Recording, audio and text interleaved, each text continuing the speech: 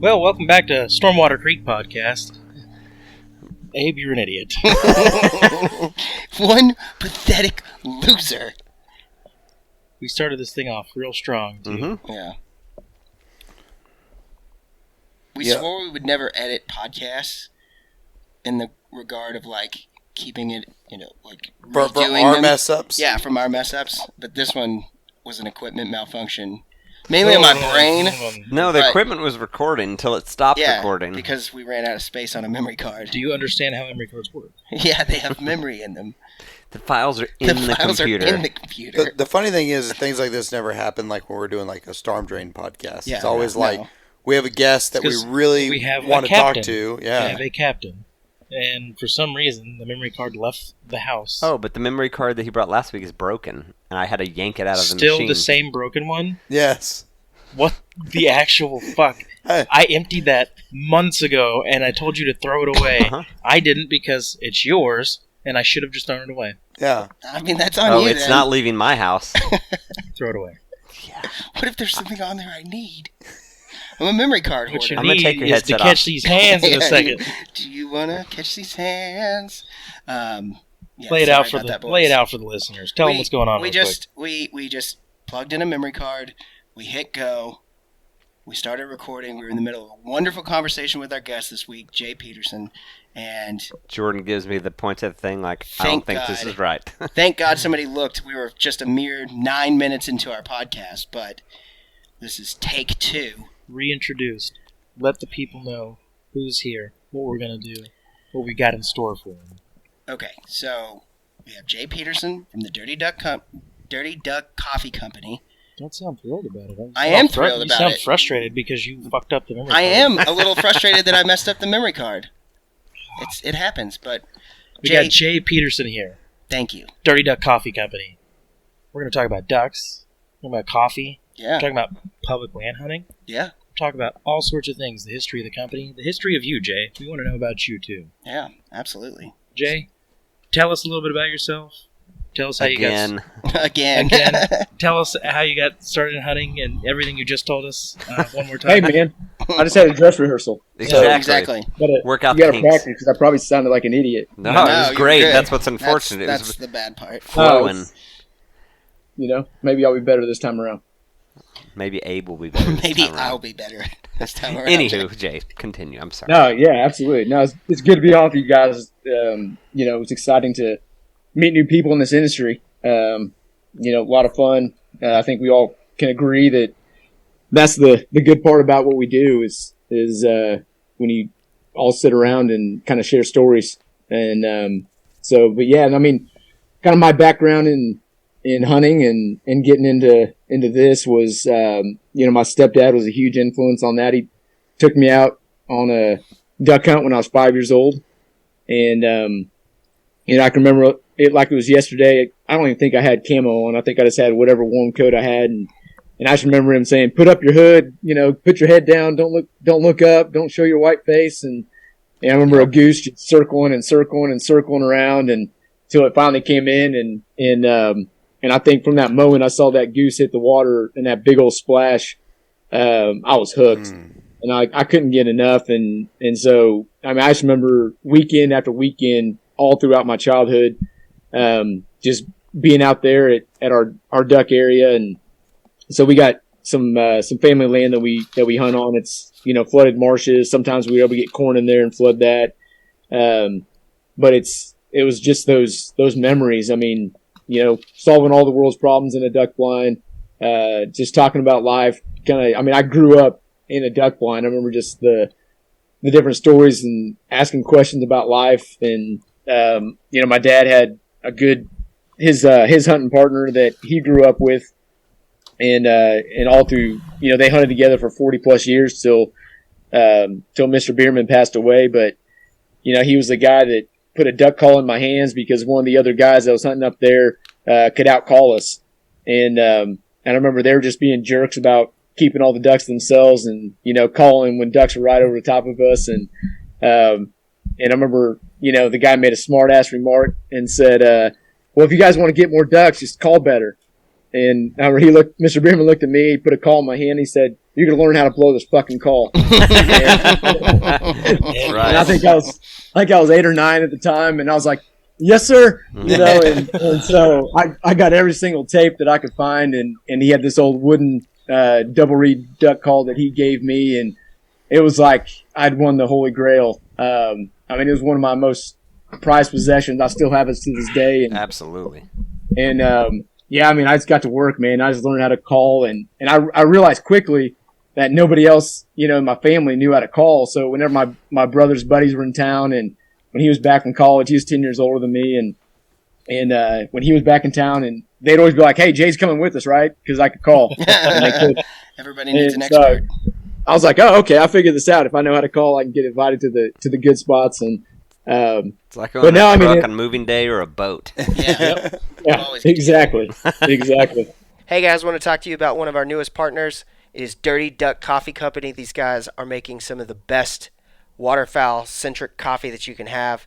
They've got all kinds of different flavors for you to choose from. They've got some kick-ass merch, and they're offering an exclusive deal for you guys, our listeners, on their website, and just enter in STORM15 for an extra 15% off of anything they've got on the website. So make sure you go check out DirtyDuckCoffeeCompany.com and put in STORM15 for the best deal you can get.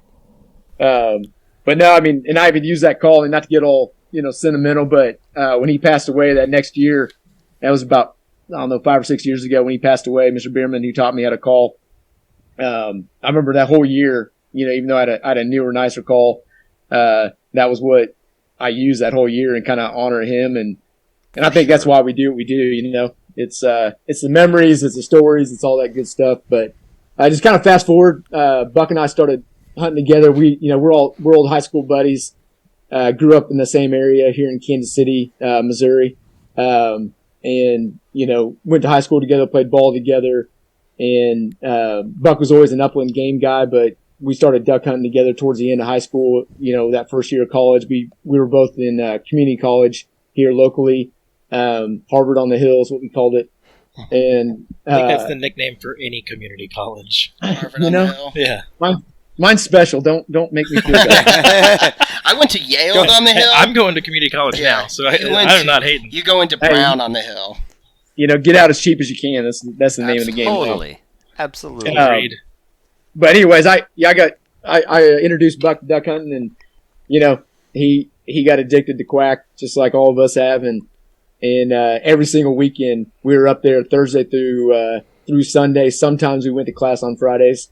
Grilling out, hanging out, just having a blast around this sport of waterfowl. And then from there we kind of went our separate ways. He played football at Mo West, which is a school north of Kansas City, about an hour or so. I went to Mizzou in the middle of the state. That's where I got started doing a lot of public land hunting, and then Buck was hunting public lands north of Kansas City in the St. Joe area. And we were fortunate, Missouri's renovating all their conservation programs, getting a ton of federal money, and those became pretty good spots. And, we just learned how to hunt in a different way. Then every single year that we made it a point, we got to hunt together. And so, 20 plus years now, just to age myself, we've been hunting together. And then during COVID last year, when the Kung flu hit, Buck's, his business is in the skeet industry, so he sells high-end skeet throwers. He's been down in Texas doing that, kind of down in the San Antonio area for the last 15, 20 years, and he was kind of shut down there for a month or two while we were all trying to figure out what the pandemic was going to do. And he'd bought a building up in Mound City, Missouri, when I was probably 2007 or so when he bought it, and he had rented a place a couple doors down, and they nicknamed that the Musky Duck or Musty Duck. And when he bought this new building a couple doors down, was going to renovate it, someone goes, "What, are you going to name this the Dirty Duck?" And so it just stuck. And so a couple years ago, he just started doing some hats and hoodies, having fun with the logo. He made a logo just to have something on and it's kind of cool. It's a non-functional bar, so he it's kind of the honky tonk hangout spot whenever he's in town. Whenever he's done with his skeet season down in Texas and spends duck season up in Missouri. It's the kind of place that everyone kind of moseys on in and hangs out. And so has a Christmas party there, and then he's got a spot up above where it's like a studio apartment, and he lives there during duck season. And but his uncle was walking, I think it was downtown Kansas City, and somebody saw a hat or a hoodie or something that he had on, and said, "Hey, where can I buy one of those?" And that's pretty cool. And his uncle goes, "I think you got a cool logo. You guys should do something with this."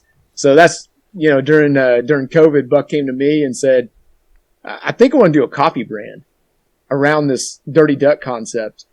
And I said, "Well, I'm in, but I don't drink coffee.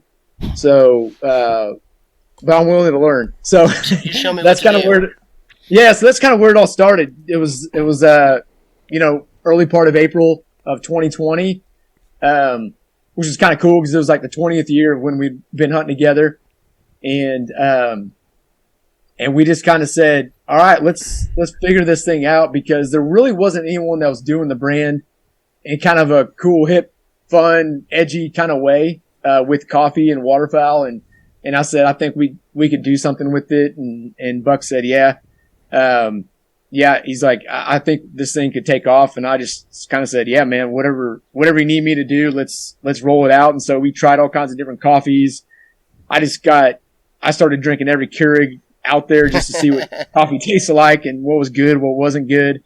And we kind of launched with 4 different different blends, and then just kind of rolled out some kind of merch around it. And that's kind of how it all started, man. And we've just kind of been on a roll ever since. And we never really thought, we thought it could take off, but we didn't really kind of see what's happened to date. And it's really kind of just taken by storm nationally. And we're obviously, hanging out with some cool guys like you on a podcast doing it. We didn't really think that something like that would happen. And yeah, it's just fun. We're just, 2 regular guys just having fun with the brand and around something we love, which is waterfowl hunting. That's a good reason to do something too. Just to have fun with it, That's why we do this. Yeah, exactly. I think this. Of course, you got to have some kind of business sense about you. But the second it becomes just strictly business, it's not fun anymore. No use to doing it. What's the point? Yeah. Well, talking about your branding, I was looking at y'all's stuff online before we did this. Just to see what everything was about, and y'all's branding definitely grabbed me because y'all have a coffee called the Missouri Boat Ride. And if no one knows what a Missouri Boat Ride is, y'all have never seen my favorite movie, which is The Outlaw Josie Wells, who is from Missouri. Yes, and sir. I was like, you know what? I don't just, randomly buy stuff, but I was like, I definitely need at least the coffee that's called. Yeah, the sticker. I was like, definitely need the sticker. That's for sure. But it's super rad to have Clint Eastwood, the Outlaw Josie Wells, as a Missouri Boat Ride as far as a coffee sticker brand. Is him with a bunch of ducks. It's a somewhat image of him. Yeah, you're right. Oh, yeah, It's sure. a character representation of it with him holding a gun and Oh, mallet. that's awesome. I have that sticker. It's Oh, ridiculously cool. must be nice. Oh, what? And if anyone out there has never seen that movie, you good. probably should None watch for the it. group, none for your friends. The way you treat me, Oh, the way you people treat me, we get fan mail. People are worried about me that I'm in an abusive that's relationship. not true at all. I feed you. Yeah, You do feed me. People listen to our podcast, they go, y'all don't bag on Abe enough. Yeah, they're like, God, that Abe guy is such an idiot. God. Jay, you said you jumped into this with your buddy, obviously, but not drinking coffee. Did you not drink coffee just because it wasn't a thing growing up for you, or did you have no interest, or you didn't like it, or? And do you have a crippling caffeine addiction now? Yeah, it's kind of twofold.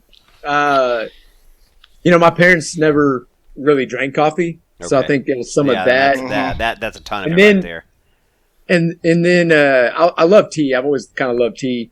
And then it kind of got to that stage where it was the people that couldn't exist without coffee kind of annoyed me. Yeah. And then the Starbucks, those That just guys, pushed you to the that limit. weird brand in Seattle, those guys kind of, I don't know, that I just didn't want to be one of those hipster type.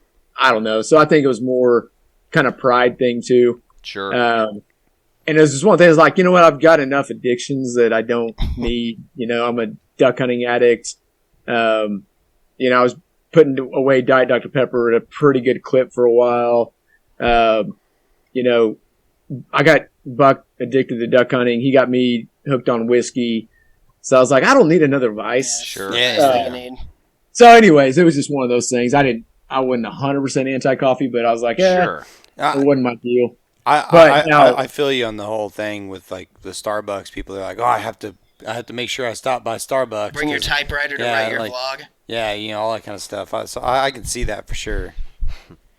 Yeah, I mean, I grew up, you know, my dad drank coffee and drinks a lot of coffee to this day, and so it was a thing to me. I wanted to drink coffee, not knowing what it was because my dad did. And so if your parents did, and that makes complete sense. You know, it's just not a thing around the house.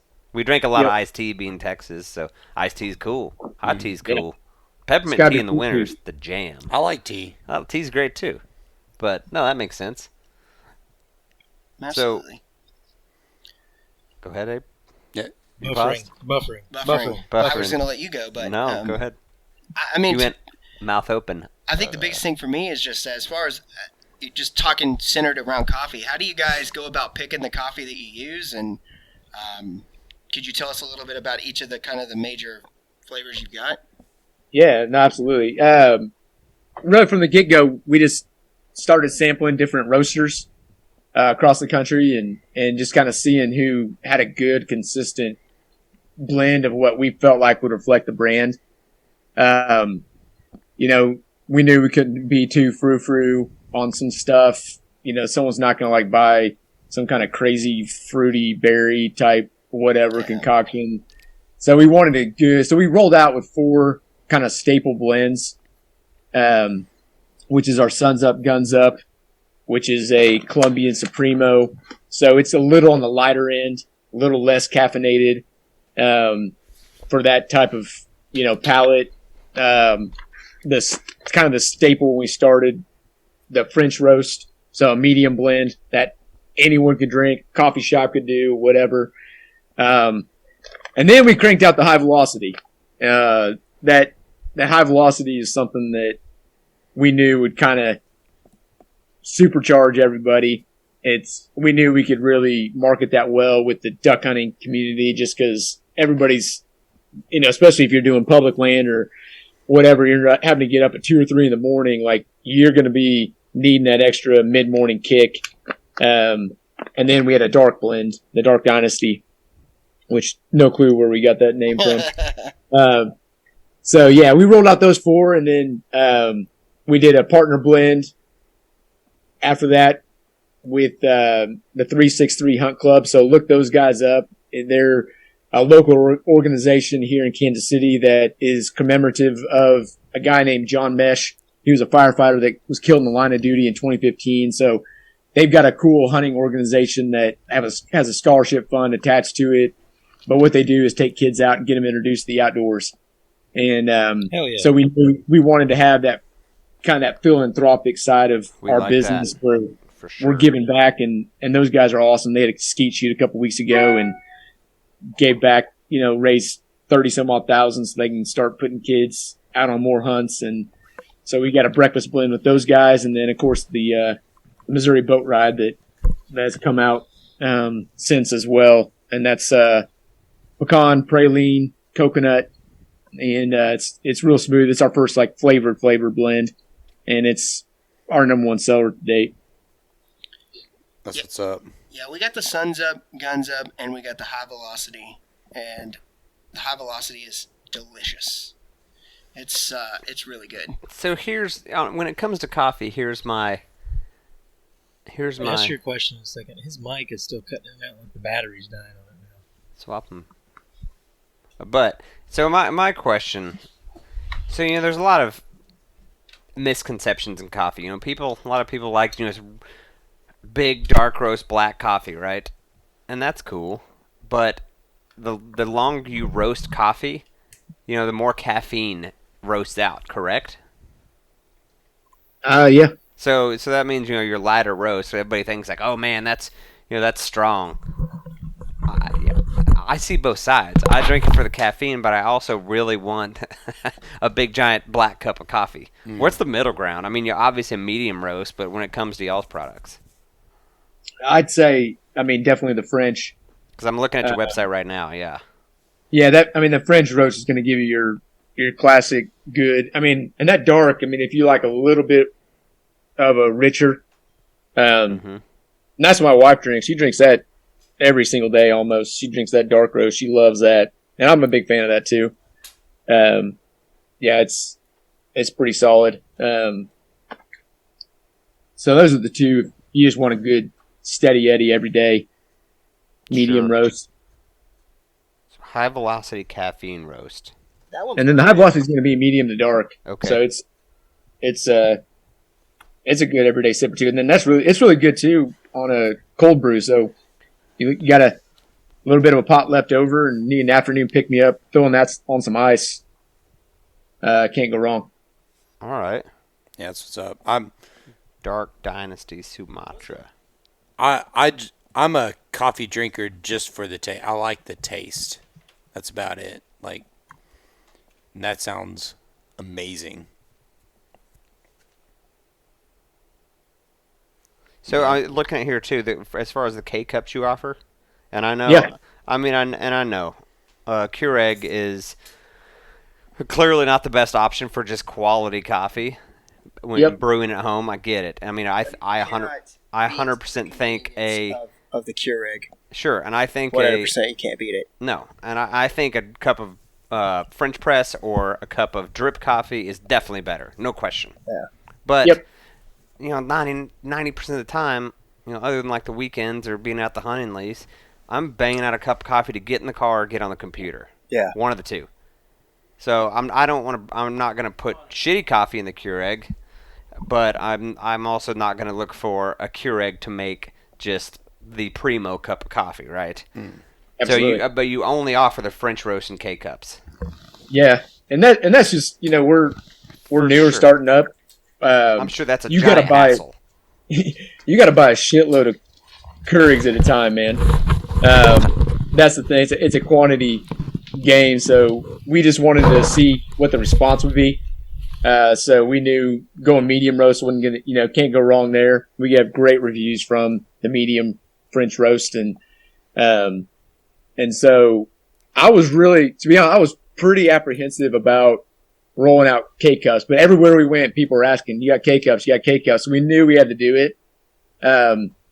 So I was extremely nervous thinking about throwing our coffee into, because for all the reasons you talked about. It's not the best opportunity to ship coffee. No, it's not. For sure. Yeah. I had so many K-Cups. All the big name brands that are out there, I was sampling those before we got ours in when we were launching. And I really just didn't get a really good cup. And so I just knew we'd run a risk of not having, but I was so blown away at how good. I had one this afternoon. I was done through my pot. I needed a little more pick me up. I knew I was going to get on with you guys, so I needed a little caffeine for the day. And I threw a K-Cup in, and man, it's pretty damn smooth for a K-Cup. So if you're a K-Cup person, you can't go wrong with our French roast. Yeah, I'll probably have to pick some up. I'm looking right here. K-Cups are pretty convenient when you're at the deer lease too. Yeah. See, and that's like Dan's got that Keurig out there. We've got one too now. And so that thing is, I don't drink coffee often, and if I do, normally we have a big cold brew thing. Mm-hmm. I'll just throw it in the fridge. Yeah. 24, 36 hours, whatever, 48 hours later, it's good and strong, and it hurts my stomach sometimes, but it's delicious. Oh, you get a ton of caffeine out of it. Yeah. For sure. But, we've been at the lease plenty of times, and it's like, I want coffee this morning, and that K-Cup is clutch. You don't want a whole pot. So we've got I want a cup. We started out, out there with just regular drip brewer because they're $10. Yeah. Then we were given a Keurig. So, obviously we use Keurig bunch now. Was that the one you got from her parents? Yeah.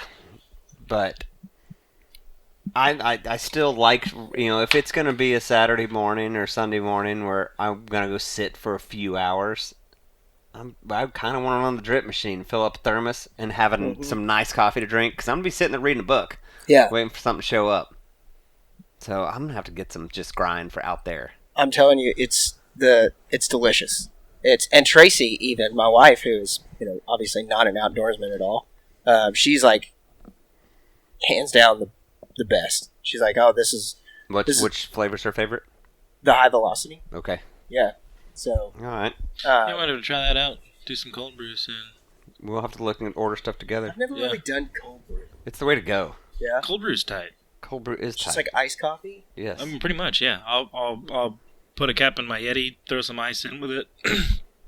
I don't put any kind of sweetener in or anything. I might put a little bit of like creamer in, and then that's it. That's my coffee all day. It's funny because I like hot coffee, 100% black, no cream, no sugar. Mm-hmm. Cold brew, I'm down with some sweet and low and some whole milk, man. Why not? I made the switch about 7 years ago to straight black coffee, nothing in it, and I've never looked back. I did it for convenience. So because comfort is far less important to me than efficiency, as we know, we've all met, right? Yeah, the deer lease for sure. If I'm drinking coffee at the lease, it's just whatever comes out of there and is in my cup. That's what's getting drank. See, I'm the opposite out there because I see that as like doctorate, chilling at home. But I don't even enjoy like the taste of coffee with cream and. Do you like candy? I mean, of course I like candy. But Jesus, look at me.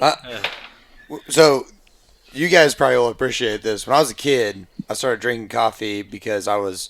When it was like 5 and you were pulling diesel motors out of trucks already? Because you needed something to wash down your cigarettes with? So, we would always hang out with people at like IHOP or Denny's drinking coffee and smoking cigarets. Yes, Waffle House. Waffle House. Now that you're bringing that up, and, Waffle House was the jam because you could smoke inside, and then you're just drinking coffee, and you're you're like 15, like I'm smoking cigarettes in this building. I have to drink coffee. I'm an adult. And black coffee from Waffle House. My dad was like, "Why do y'all hang out at Denny's?" And I was like, "Well, you just drink coffee. They'll just bring it to you. You pay for like 50 cents, and they'll just bring you coffee."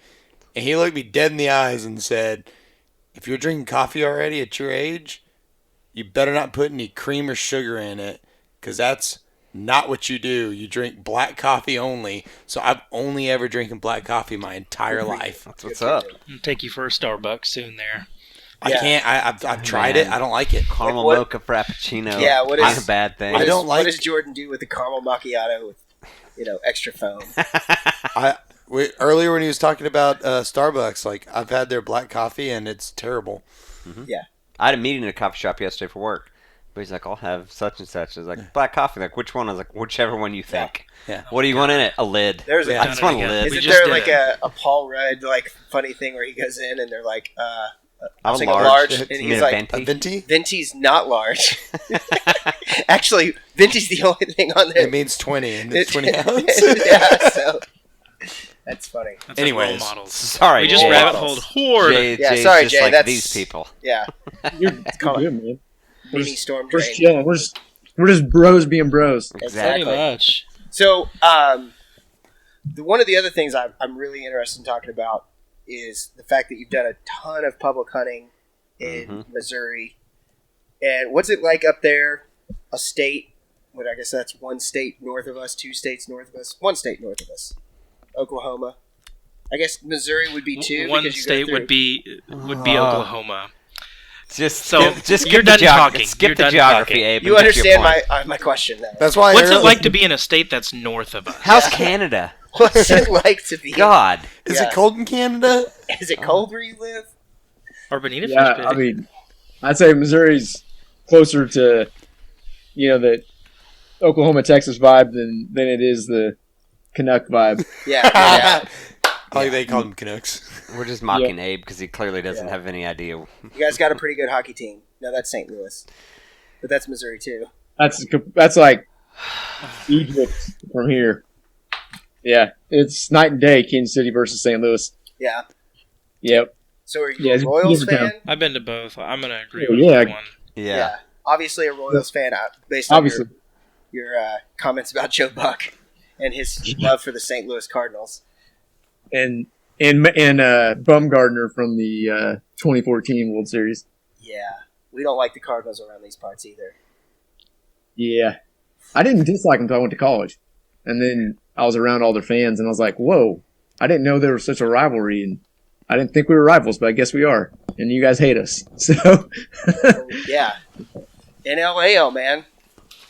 But so what's it like hunting on public land up there? I mean, you've done some hunting down here, I'm guessing, and what's the difference like up there? I really haven't done much in Texas. I've done a little bit of dove with buck, but I'd love to get down and try some of that coast hunting. That's what's up. Some of the redheads, and that'd be a blast. So that's definitely on the bucket list. But they do a public draw system on the public lands for the conservation ones that are run by the conservation departments, and so it's getting up early. It's getting luck of the draw. There's a lot of certain times of the year, especially when the birds are down. Like you'll have 100 people showing up to draw in for 10 or 15 spots. But if you get in on the spot that they're wanting in, there's nothing like it. They're pouring in, and it's just, man. What's that? Being on the X. If you're 100, we've experienced this at a couple spots. Namely, Abe and Jordan and I, year before last, did a draw hunt down here, and it was a Ducks Unlimited property or Delta property. Ducks. And you draw it. It was awesome. These little compartment tanks that knee deep, and set up 4 ducks, and there's shitloads.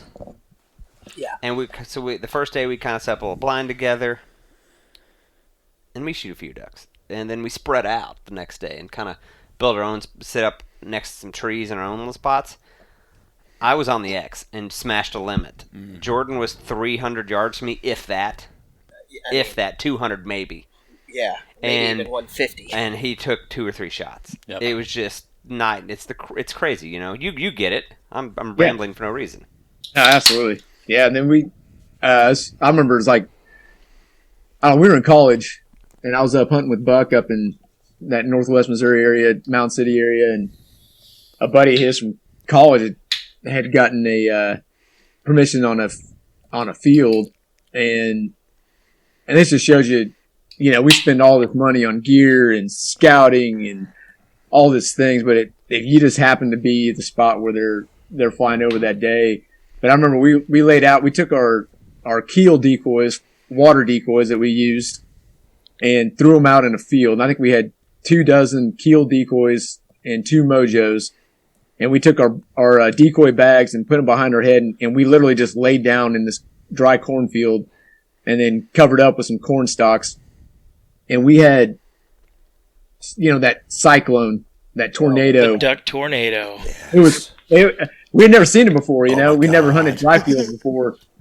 And I remember the adrenaline of just hearing that noise coming down like it was a jet, and just having 500 birds just lighting right in their decoys. We didn't know where to shoot, Yeah.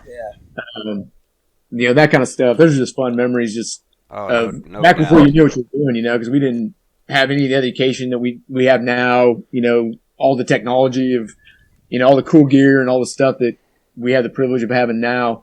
Those are just kind of those fun memories of just doing something different, because we'd always hunted out of blinds and hunted in marshes, and just that first time doing that dry field, I was like, all right, this is something different. And so I'm always looking to get out and do one of those. Those are always fun. Yeah. Yeah, sure. We've never done dry field. Abe and I've done it for sandhill crane, but never done it for ducks, and man, would love to. I just seeing all the footage, and I really, really want to. Yeah. Where we live here in Dallas, it's kind of it's not. We're legitimately right there on the border of Mississippi and Central. So sure, we get some ducks, but I would say half of them are stragglers, kind of. Hopefully we can do something. So you go west out in West Texas where it's dry and you got all these pothole tanks. You hunt these pothole tanks that piled up. You go into Louisiana and Arkansas. We don't even talk about that. So we work for our ducks here. Yeah. And so it's hunting public land, and Abe and I've thrown out layouts on points where we've seen birds, and we've hunted marshes, we've hunted timber. We've hunted out of boats. We've done it all, and We've done a ton of walking in, done a ton of boating in, done a ton of kayaking in. Pump up raft. Yeah, blow up rafts to go retrieve ducks once you've walked in on the spot. But they fell too deep and the wind's blowing. Like, man, we've done it. So hearing about those dry land hunts, that's not something we've done. It's something that's super interesting to me, seeing people doing that in those cornfields. You take us up there and take us to dry field hunts. We'll take you to the coast. Oh, yeah. All right. Done. Abe and I, the last day of last year's season, shot a 5-man limit down on the coast. Full mixed bag, ruddies, all kinds of stuff. It was second to last. Yeah, because you guys were hunting until end of January. Yeah. Yep. Yeah. Yeah, so we close up here like right around Christmas time for the very north zone where Mountain City is, and then where my family spot is, we're in the middle zone, so we stay open about a week. We have a split season there, so it's about 2 weeks. So we're done by that 10th or 12th or whatever, January, and that's it for ducks. Yeah, we kind of split 3 ways. We get 2 weeks in September for teal only. Yep. We just finished that, and then we get November, this year's 13th through middle of January, then a week split, and then we go back through the end of January. So kind of a 3-way split. Through December. Yeah. You said January. You said After the split, it's December through January. You Yeah, said January on the first split. Oh, oops. Yeah, it's all right. Yeah. We were just trying November to through avoid December. Oh my God, you guys are idiots! It's not January. Yeah, look it up in the book. So Yeah. man. I mean, after when later season, the coast just fills up. It just As long as piles water full of levels are ducks. good and stuff. And it's kind of the same, I think, as you were talking about when we've met buddies down there.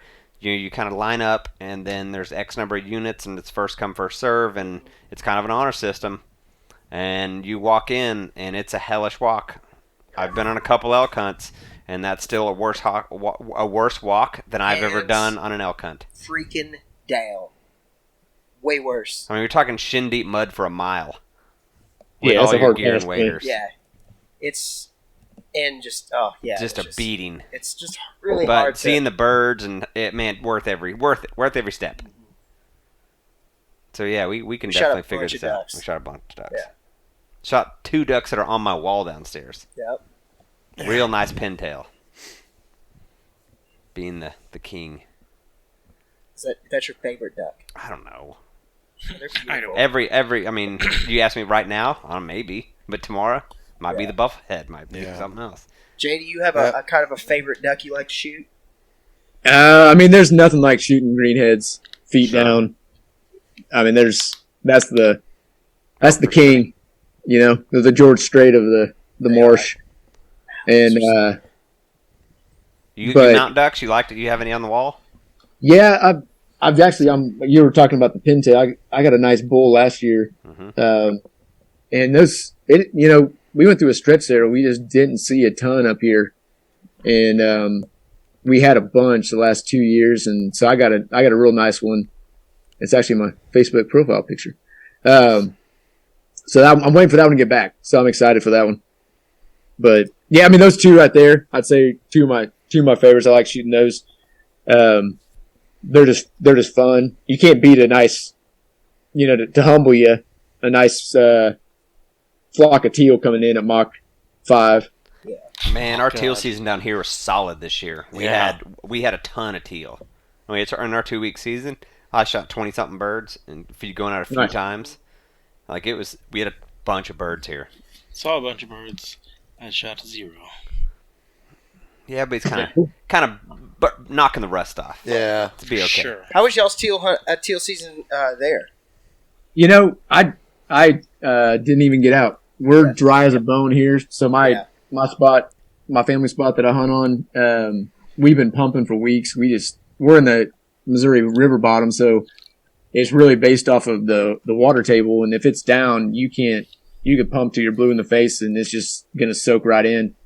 So we're still getting water, and that was kind of what everyone around here was running into. There's just not a lot of ponds filled up, not a lot of so they kind of bypassed us and went other places. So it wasn't even worth getting out there. Yeah, we had one of the very best teal seasons we've ever had down here. I mean, I feel pretty confident saying that. I mean, you guys. I hunted more this teal season than I'd have any other teal season, but I think it was because the number of birds we saw opening day. Because a lot of time, we hunt opening day, we shoot a few birds, like they're probably gone. We busted them out. Yeah. the number of birds we saw opening day, like, all right, I'll be back out. Hunted for work, couple mornings, hunted weekends, and it's a lot of birds. And they decoyed well. I mean, that last weekend of the season, a lot of dudes with parachutes riding around with fan motors on their back. Yeah, we had a parasailer come in a couple 100 yards from our spread. What? We didn't tell you this? No. This is the first time. Y'all were in Louisiana. Oh, man. There's a real good chance he got peppered. I may have shot that guy. Not on purpose. No. Not on Okay, purpose. all right. Sorry, Jay. We're going to have to take a storm. I'm parasailing. I'm dead. Exactly. He wasn't close enough to hurt him. He was close enough to be like, holy shit, they shot me. This is absolutely All right, the first all right. I've heard about this. So we're at our normal spot. Yep. We're hanging out. We Mego both was were with at it us. this year. Same spot. Some dude kayaks in past us, and he said it's not even 100 yards from us. Back up this way. And he's facing the sun. Then there's like a group And the bird's on us, and I was like, that dumbass. He probably shot a limit. He's shooting That birds. bird wanted to be there, The but yeah. good on him, and it continued. Bunch of people on bikes. All across the way, it's the before bike first trail. light, and that trail's over there, so we just see all these lights, and the one guy's like, hard left, hard left. So we started yelling, flank them! just being idiots. Being assholes. I was just waiting. I was like, the first shot. So these Austin guys, Mega's no longer our friend. No, he he thought already he thinks it's great. Yeah. But after a while, like, we hear this little motor. We kind of look up, and Mego's like, what is that? And it's a dude who's just Parasailing. with this big old fan motor on his back. And I was like, that son of a bitch. Like the better thing not come that over fell here. into the boxing. What was that Yeah. boxing match Yeah, that yeah, that yeah. guy felt like parachuted But it's in? coming in from over off the, say up 377. Mm-hmm. There's that little tiny airport where the aluminum welder guy's at. Yeah. He definitely launched over there. Dude, Because this guy was just He just hanging doing out. circles, And flying I was over like, us. he's going to come in, isn't he? He started busting off birds on the lake. Yeah. Like running around the edge of the lake. He came. We could have shot him.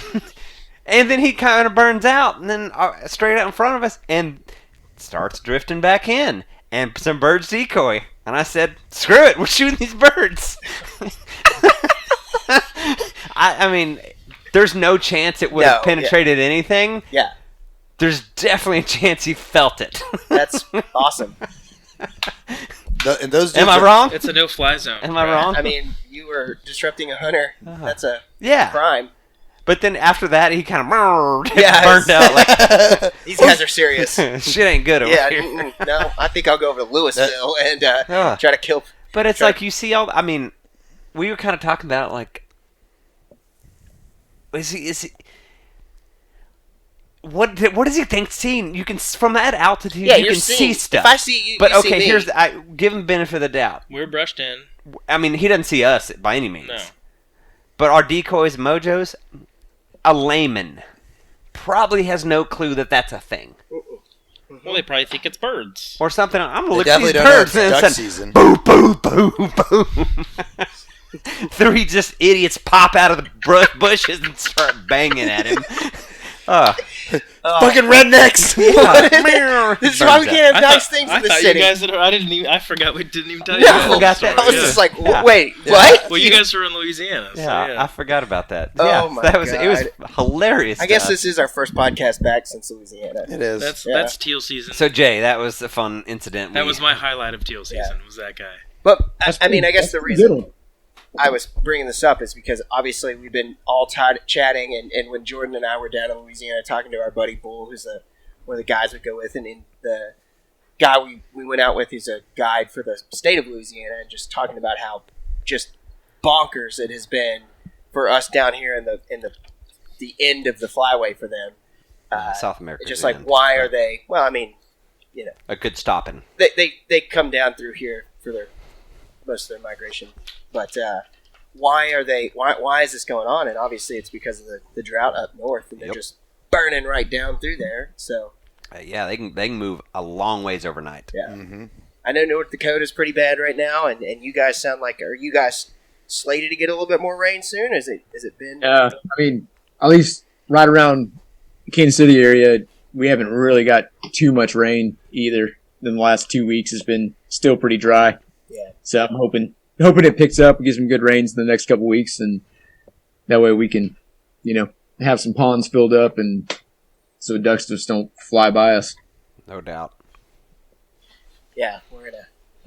Yeah, we're hoping the best for you, my friend. Yeah. But also kind of like, Come on. As true fellow duck hunters, we're like, if man, they burn you know, over you, man, we got a place for you to stay. hey, you come down here with us. We got a place for you to stay. Yeah, you can hunt Deal. up here or down on the coast with us. Yeah, we were down there at the Texas Motor Speedway back in June. They had that big duck expo, and Ducks thing, yeah. I live about 10 miles from there. What were we doing, and why didn't we go to that? I think we're Just garbage. doing other stuff. Yeah. Getting drunk, eating pizza rolls. Probably. How was that? Was it cool? it was fun. I mean, we were busy the whole time. I think the majority of the vendors were a little disappointed in the turnout, but it was the first time they've had it since COVID stuff, and so I don't, you can only expect so much with and I think it was the first time they've really done it at that speedway, and that's a big old place, giant facility. Yeah. So I think they've gotten good feedback. I think next year they're doing it in April. It'll be really good next year. So and it's April be way better. June. Yeah, and April's a lot better. It was hot. It was hot, yeah, or as hot. Yeah, so it'll be great. We'll go then for sure. I'm into that. Yeah, definitely. Absolutely. Do you guys ever go to the Dallas Safari Club? Yeah, we haven't done that one yet. Like I said, we're still kind of feeling our way out with these things, but we'll do a lot more shows in 2022. Yeah. And especially, we got cool guys like Scotty Goggles, who lives down there in Fort Worth, and another guy named Jason Luna, who's a big media photographer guy that's been helping us with some stuff that are going to help us with some shows. And so, yeah, we'll definitely spread out a little bit more once we get a few more hands to help us out, and we can be in more places. Well, I rounded the corner at the Texas Hunters Extravaganza and, looked left, saw you guys, and were like, this is where we're going next. Let's go. Come on. And it was awesome. We had a great conversation with Scotty for sure, and enjoy your coffee. I'm super excited to get. Yeah, I've got a hat that this is my official duck hunting hat. It's the Dirty Duck hat. It's a good hat, man. And God's that's real neat. I remember the first time I saw it, I was just like, so is that like a little piece of poo on there? Yeah. And he's like, yeah. And I was like, that's awesome. Yeah, that's the OG. That's still my favorite to this day too. Yeah, that camo too. God's plaid, man. I know. I saw it and I was like, my wife has a solid black hat with the logo on it, and I was like, no, I want the God's plaid. Mm-hmm. Like that Richardson hat. Yeah, looks like my bass hats. So, Abe, did you and Scotty look at each other and then have a moment and say, "Did we just become best friends?" We totally did. They did karate in the garage. We did. I was like, "Do you just want to go run around and talk to people with me? Let's go." Yeah, it was fun. And we said no power tools. Yeah, that's my toothbrush. It's just my toothbrush. That's my toothbrush. Yeah, it's been a lot of fun, and we're excited to. I'm hopefully going to talk him into coming out and doing some hunting with us this year. I'm hoping we can get you down here and do some hunting with us as well. Yeah, man. Yeah. So what are you guys hunting over? Are you guys doing? We live in DFW, in the area? and there's a handful of local lakes around DFW. We hunt. Okay.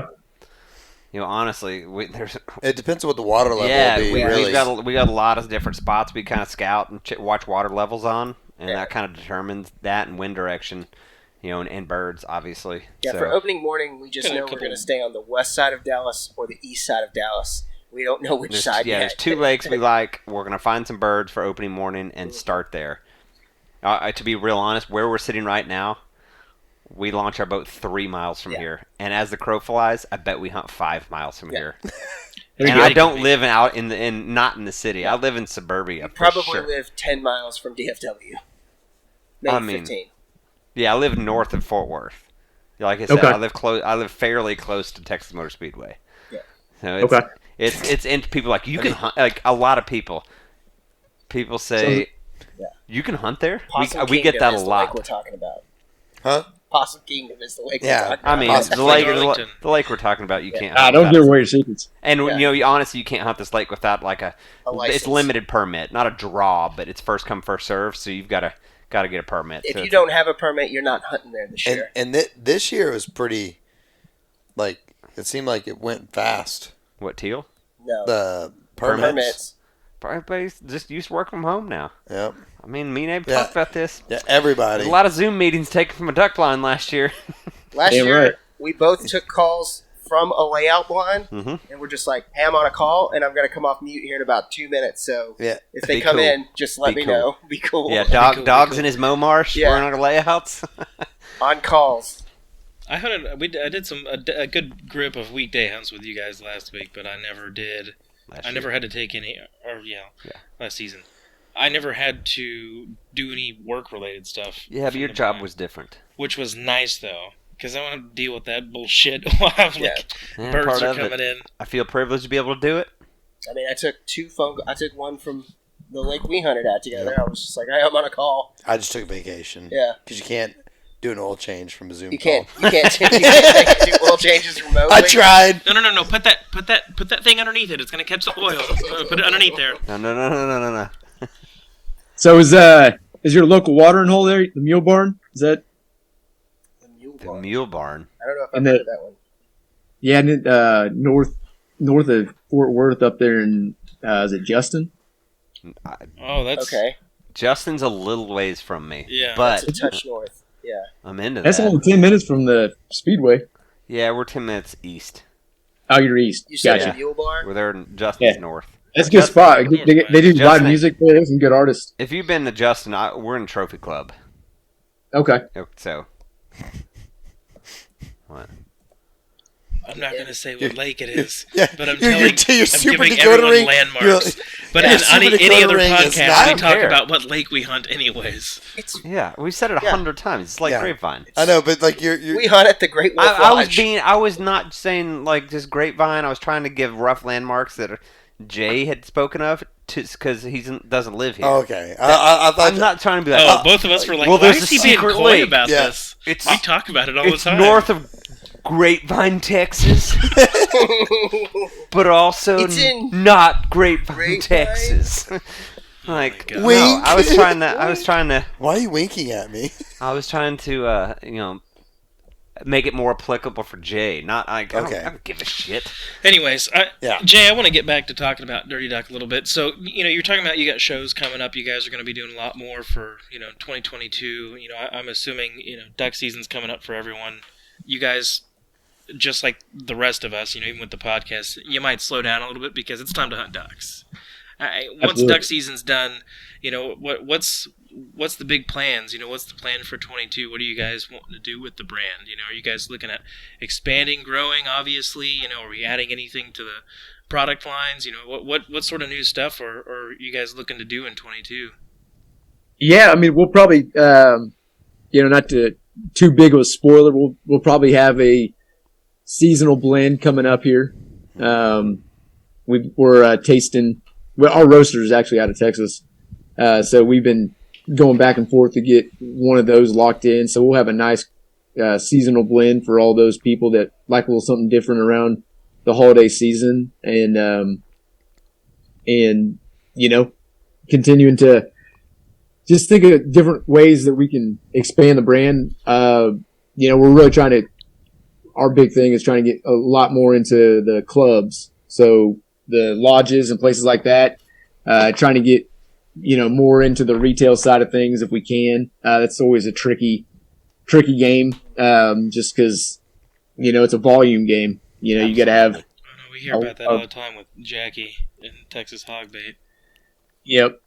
So, but now we're getting into more and more of those types of places and just continuing to expand the brand. We'd like to bring some partners on that would help us to expand the brand, and so that's what we're looking for 2022. But we think we could double, even triple, going into 2022. So that's pretty exciting to think about. Heck yeah. So, but at the end of the day, we never wanted to be in the industry and make the industry our job. So this was kind of exciting for us because we could do something that was connected to the industry, but not to where it's our job. Mhm. And that's kind of what it's been so far. And we wanted to continue to be more of a passion. And, if it ends up becoming a global brand type of thing, that'd be awesome. But it's just something fun that we get to do together and have fun doing around something we love, which is, the sport of duck hunting without having to duck hunt to make it work. Yeah. So No, that makes a lot of sense, and that's a super cool way to look at it for sure. That's what we were talking about earlier. It's you're passionate about it. It's a labor of love. Obviously, you want some kind of reward out of it. And your goal is to build something nice out of it for you to enjoy, and for people you hunt with, and your friends and your family. For something for them to enjoy as well. But it's similar to why we do the podcast. Like, this ain't paying the bills or anything like that. This is just fun to do with my friends, and No, sir. No, sir. No, sir. This costs me money, but it's fine. Yeah. So yeah, that's pretty admirable, man. That's good to hear with brands, and I like to hear that kind of stuff with brands. Especially guests we have on the podcast. You guys have a good sense of who you are and what you're about, and that's good to find with brands these days, because a lot of people are just out to make that hot buck, and not give you some quality product. yeah, and we don't want to take ourselves too seriously. We want it to be something that's relatable to the everyday, folks that are out there grinding away, having fun, making a memory in the duck blind, and doing something, getting kids plugged in. We got to do more of that because yeah. they're spending too much time on the iPads and The tiki-taki. We were talking about this, but Fortnites and Abe and I were talking about that exact thing this evening before Jared and Jordan got here. Just friends' kids and families' kids, just them showing up and like, oh, they spent all weekend on their Game Boy or whatever they're called nowadays. Like, no. My wife has her youngest brother, that is adopted, so he's far younger. But when he comes to visit us, he knows you don't bring a screen with you. We find other things to do. We can burn things. We can shoot BB guns. Yeah. Like, we can go do things. Yeah, we'll keep you Like, entertained. we can go get on the boat and run around, but we are 100%. not. We're not getting on a screen. Yeah. It's not. There's not gonna be phones or video games. No, sir. Like, you say what you want to do that's not that, and we'll probably figure it out. Yeah. For sure. But we don't do that. So I couldn't agree with you more. Gotta get the kids involved. They are the future. Oh my gosh. teach them well and let them lead the way. Exactly. Yeah, absolutely. So- You need to do. See what we could talk off air about doing a Texas only, blend, because I've seen some of your blends in there. A Texas co-branded Stormwater Creek blend. Yeah, we got Since we your have we have some roasters here, It's really man. just whiskey. It's just really powdered whiskey. Yeah, that's coming. powdered alcohol's the thing. Yeah. But The whiskey blend will be coming. absolutely. So man, that But you mix a little of that boat ride in with your whiskey. It's pretty sweet. We have a limit whiskey flask that lives in a blind bag, and I've been very behind this year. I don't know where yours is. I have know. mine. So once we get into big duck season, it's once first limit's in, but the little flask gets passed around. Everybody sips a whiskey, man. Mm-hmm. It's our. We don't do that while we're hunting on public land. No, we do it No, once we get off the water. Yeah, We're- we do it when we're Right. driving home. Like, oh. Yeah, well, we're like responsible adults. No, Abe, no. Have fun and drink. It's driving. I said- Trying to figure out which set of lights is coming at you. Oh my god. I think I've said that on a few of the morning podcasts. I'm like, did anyone bring beer? Yeah. Like, what are you talking about? It's 4:30. It's like, whatever, dude. Whatever. Let's do this thing. So I have a question for you, Jay. Talk ducks. You get to go on one non-duck hunting hunt. So no ducks, no waterfowl at all. And I have a follow up after this. Continue. What hunt are you going on? Probably Bucket list. doing. I'm probably doing like the wing shooting in South America. Okay. So pigeon, dove, whatever the hell they shoot down there. If you're interested, Yeah, we got it. we got a guy. Yeah, we're actually supposed to go down next summer with them. Argentina. Go to Argentina to Yeah. do that. Yeah.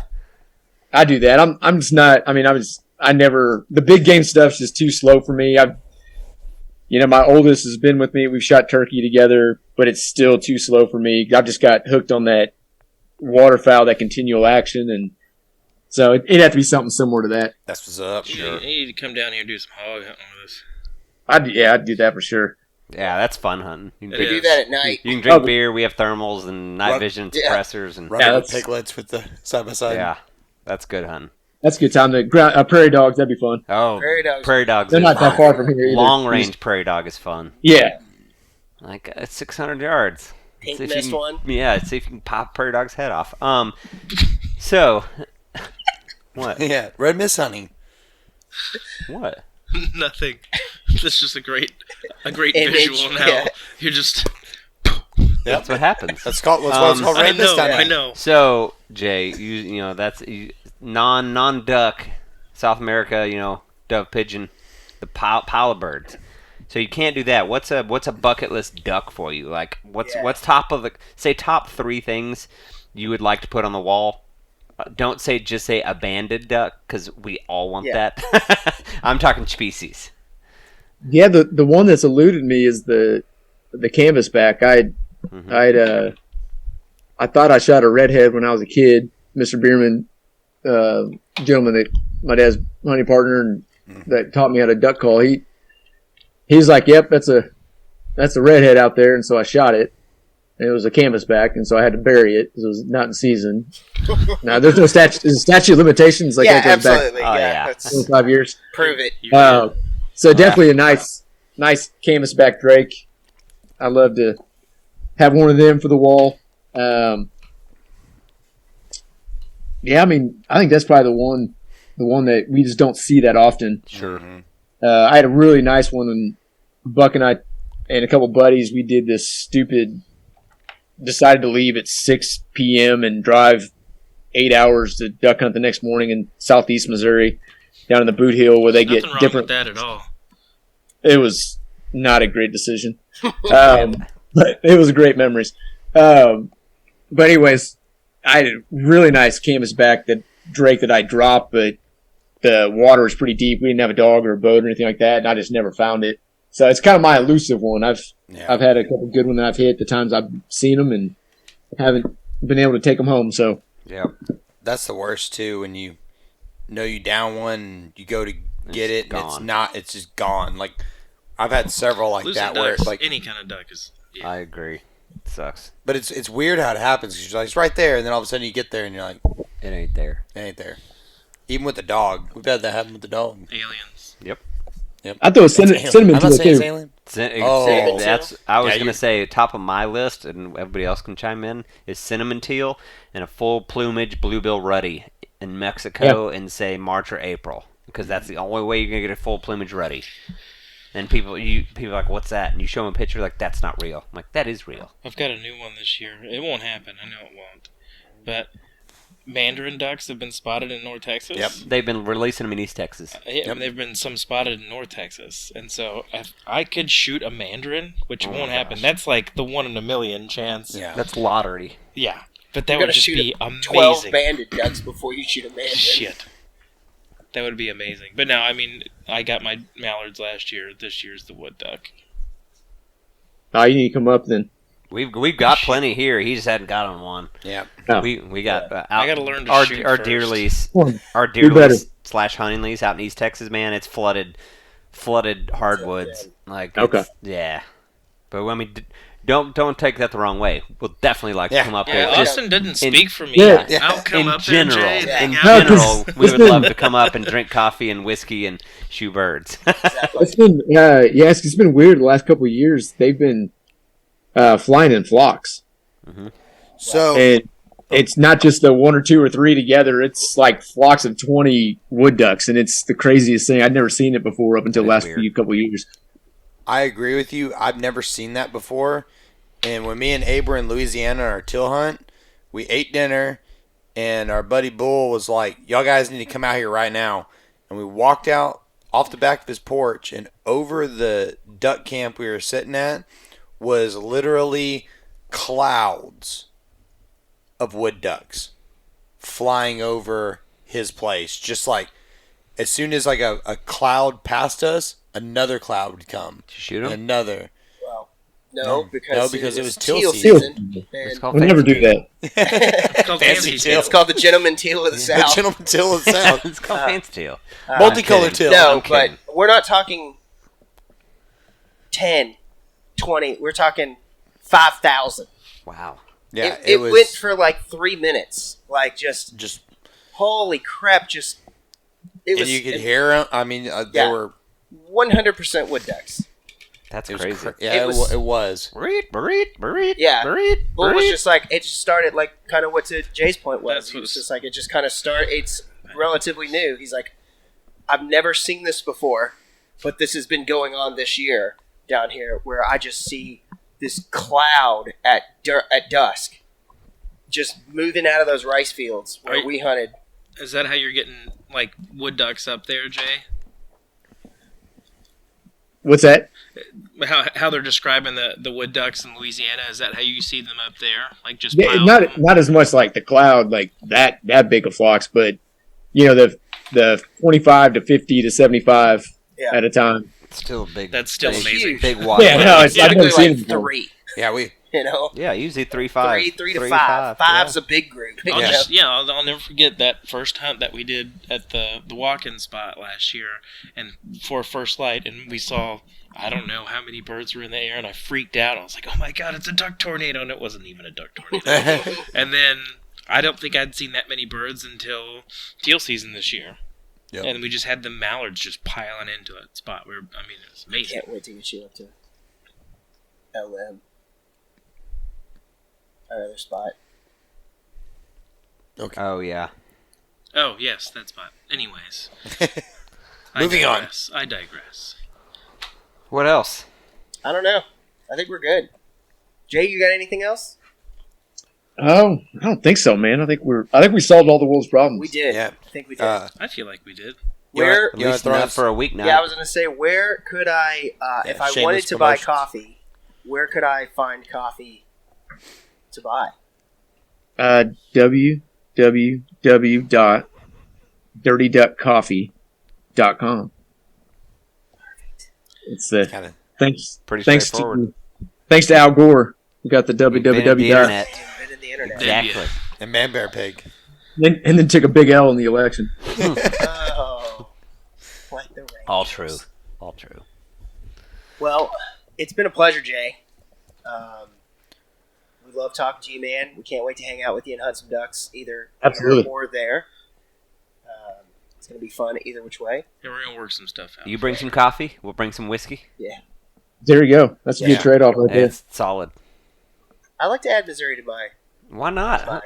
When we were in Branson recently, they were talking to these guys about duck hunting. We were fishing for trout, and they were all about it. Yep. Let's go. I mean, it's different territory than he's in, but these guys, well, it was sound like a great time. Branson. You're meme all go play the slots. No, you're just an idiot. Yeah. You really are. Jordan is agreeing with me right now that you're an idiot. What does that mean? Don't talk about my friend Jordan that way. Anyway, you talk to me about being an idiot, not him. So here we go. We're gonna end this right now because you guys are both just on one. What? Look at his face. Look at his face. Kill their mics. Oh my god, turn them off. Where's my snare? Jay, again. Thank you, really sir. appreciate you taking the time out to talk to us about your brand. Absolutely, guys. Really excited to try some coffee. I'm gonna do a big order here pretty soon. Get me one of them hats, and I want one of them coffee mugs too. We'll be talking to you real soon about doing some birds up there and down here. Absolutely, guys. More than welcome anytime. Just holler at us, and we'll put it together. You got it, man. Cheers. You have a good night, Jay. Cheers. Thanks, sir. Thanks, guys. Appreciate it. Texas forever. That's right. Stormwater Creek is the best. Grinch, the captain. Aim, the helper. Jordan, the problem solver. I hope you like Stormwater Creek. Stormwater Creek.